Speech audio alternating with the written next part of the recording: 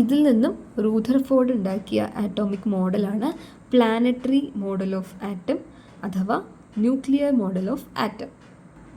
ഇത് പ്രകാരം അദ്ദേഹം പറയുന്നത് ഇലക്ട്രോൺസ് ന്യൂക്ലിയസിന് ചുറ്റും നമ്മുടെ സോളാർ സിസ്റ്റത്തിൽ എങ്ങനെയാണോ പ്ലാനറ്റ്സ് സണ്ണിന് ചുറ്റും റിവോൾവ് ചെയ്യണത് അതുപോലെ ഒരു സർക്കുലർ പാത്തിലാണ് ന്യൂക്ലിയസിന് ചുറ്റും ഇലക്ട്രോൺസ് റിവോൾവ് ചെയ്യണമെന്നാണ് പറഞ്ഞത്. അതുപോലെ അദ്ദേഹം പറഞ്ഞ മറ്റൊരു പോയിൻ്റാണ് most of the space in the atom is empty. ഈ ആറ്റത്തിലുള്ള മാക്സിമം സ്പേസും എംപ്റ്റി ആണ്. Positive charge and the most of the mass of the atom occupies very little. So ആറ്റത്തിലുള്ള പോസിറ്റീവ് ചാർജ് എന്ന് പറയുന്നത് വളരെ കുറച്ചാണ്. അതുപോലെ അതിൻ്റെ ആറ്റത്തിൻ്റെ മാസും വളരെ കുറച്ചാണ്.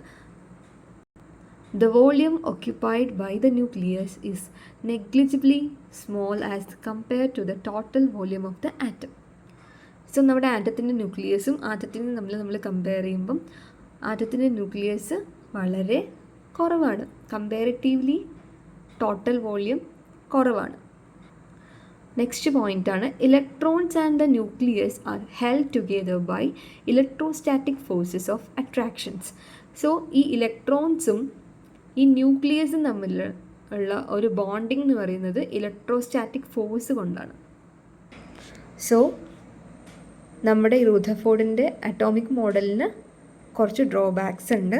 അത് നമ്മുടെ ഈ ലാസ്റ്റ് പോയിൻറ്റുമായി കണക്റ്റഡ് ആണ്. ഇലക്ട്രോസ്റ്റാറ്റിക് ഫോഴ്സും കൊണ്ടാണ് ന്യൂക്ലിയസും ഇലക്ട്രോൺസും അട്രാക്റ്റഡ് ആയിരിക്കണം അല്ലെങ്കിൽ ഹെൽഡ് ടുഗെദർ എന്ന് നമ്മൾ പറഞ്ഞു.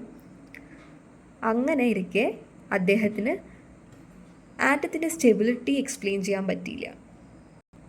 ഹൈഡ്രജനിൽ ഒരു ഇലക്ട്രോണാണുള്ളത്, അപ്പോൾ ഓക്കെയാണ്.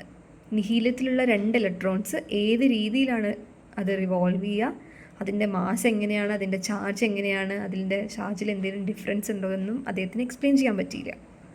അതേപോലെ തന്നെ അദ്ദേഹത്തിന് ആറ്റത്തിൻ്റെ ഇലക്ട്രോണിക് സ്ട്രക്ചറും എക്സ്പ്ലെയിൻ ചെയ്യാൻ പറ്റിയില്ല.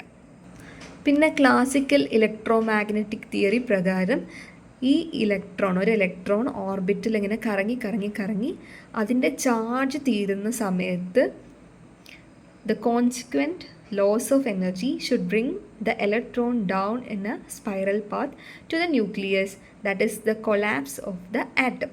അങ്ങനെ ആവുമ്പം ഈ ഇലക്ട്രോണിൻ്റെ ചാർജ് മുഴുവൻ തീരുന്ന സമയത്ത് ഇത് ന്യൂക്ലിയസിൽ പോയി വീഴും. അതിൻ്റെ ചാർജ് മൊത്തം തീർന്ന് ന്യൂക്ലിയസിലെത്തി നശിക്കുന്നതാണ് പറയുന്നത്. അങ്ങനെയൊന്നും നമ്മുടെ ഇലക്ട്രോൺസ് നശിക്കുന്നില്ല. സോ അങ്ങനെ ഇരിക്കെ ഇദ്ദേഹം കണ്ടുപിടിച്ച ഈ തിയറിയും ഏറെക്കുറെ തെറ്റാണെന്ന് മനസ്സിലാക്കാൻ പറ്റും.